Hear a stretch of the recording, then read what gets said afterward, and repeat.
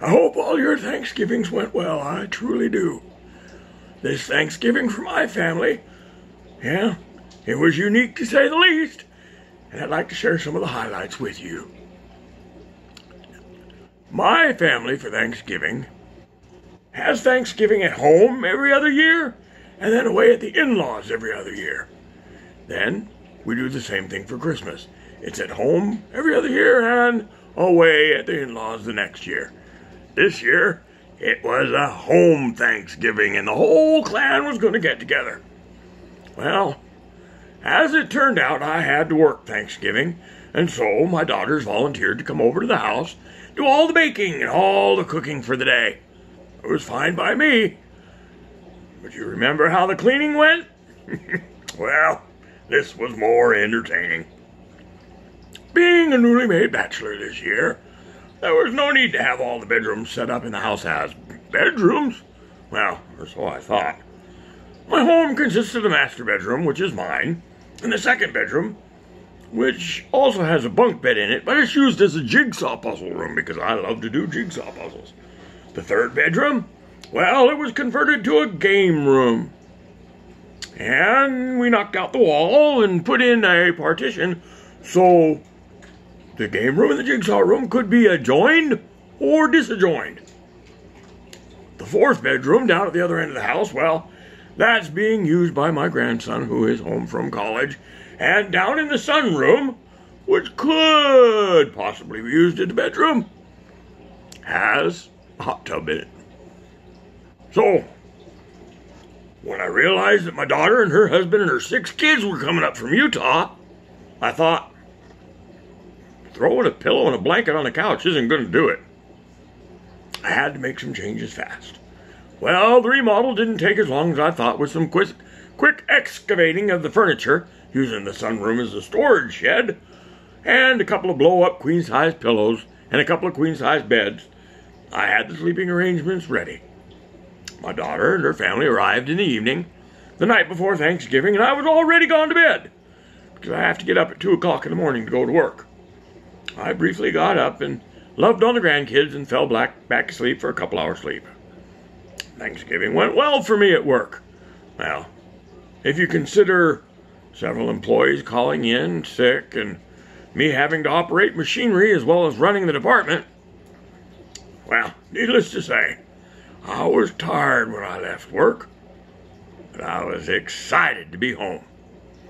I walked in the front door of the house expecting to be bombarded by the fragrances and sounds of Thanksgiving dinner being cooked and served. But I was hit by something totally different. I walked into the living room with my computer case in one hand, my lunchbox in the other, completely open and vulnerable. That was when my 7-year-old grandson inherited, for a brief moment, the speed of the Flash. He raced across the living room and wrapped his arms around me and slammed his rock-hard head into the one part of my body which is responsible for creating such a wonderful family. There is a moment in every man's life when he must choose in the twinkling of an eye to either lock his knees and take it like a man, not letting on how close to death he really is, or to allow his knees to buckle, while trying to withdraw unsuccessfully from the impact which has already occurred, fall to the floor gasping for breath, and vomiting what little contents remain in his stomach in front of the entire family, simply because a son or grandson wanted to give him a hug. Luckily, my family jewels had rocketed up into my throat, preventing any air from coming in or vomit from coming out. Now, I'm not much of a person knowing about the human anatomy, but I'm sure that a man's private parts are somehow connected to his back, his knees, his eyes, and his mouth. For in that instant, I arched my back, I locked my knees, I slammed my eyes shut, and I bit my tongue. Well, I managed to keep my composure, and I made it to the kitchen as my testes began to descend back to where they belonged, and I set my lunchbox and my computer down on the table with a sigh, only to be met by my son-in-law handing me his brand new baby.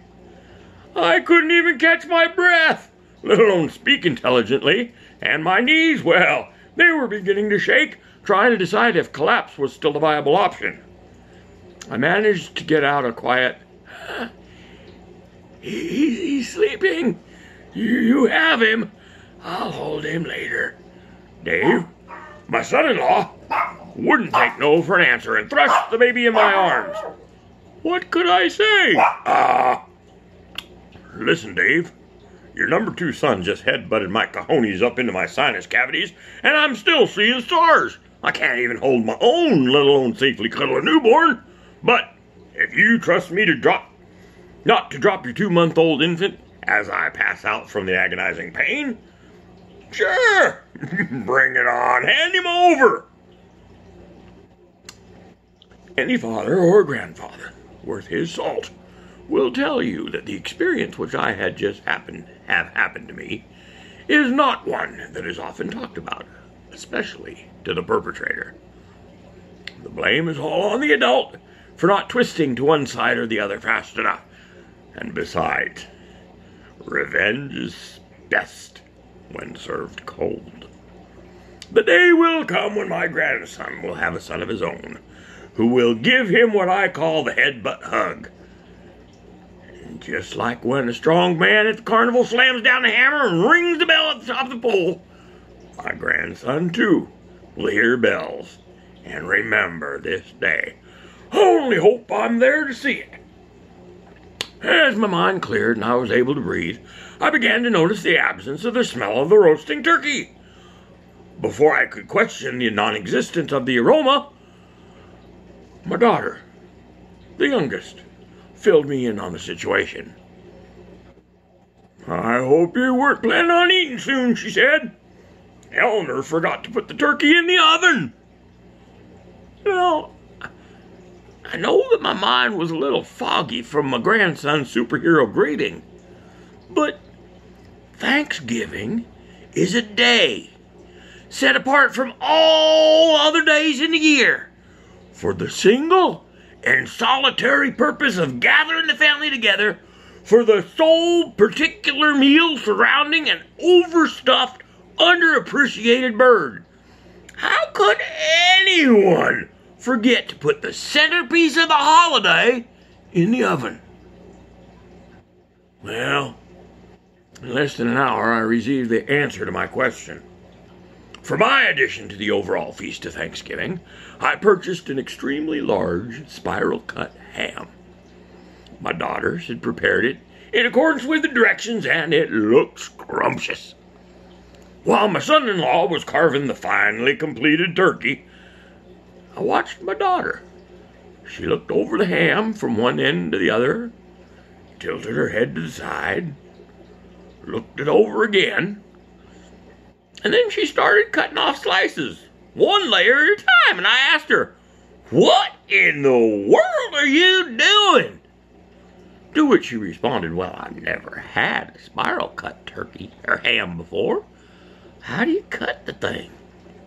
Well, trying to hold back the laughter, I took the knife from my daughter and in one single fluid motion cut the ham down to the bone and across the bottom.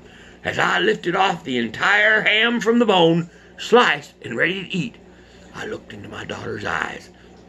I saw a look I hadn't seen in over 30 years.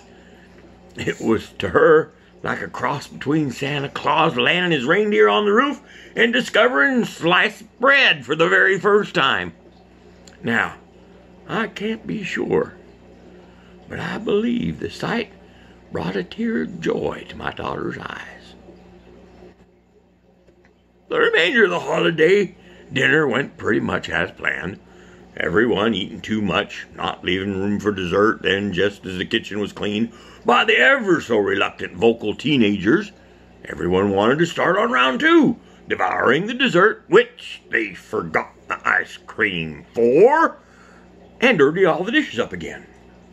Well, this was followed by the annual whipped cream fight, which I was not made privy to the starting time, and so I missed filming it. Well, the point is, I was poked and prodded at work, got home was a target and a babysitter. I was starved after working 12 hours straight, and then had to teach my adult daughter how to carve a pre-sliced ham. To top it off, I didn't get my ice cream for dessert, and I was left out of the loop when it came time to film the fun and games after. Yeah, all in all, I'd say this is one of the best Thanksgivings I've ever had in my life. Wouldn't have missed it for a world. Now, I just can't wait for Christmas.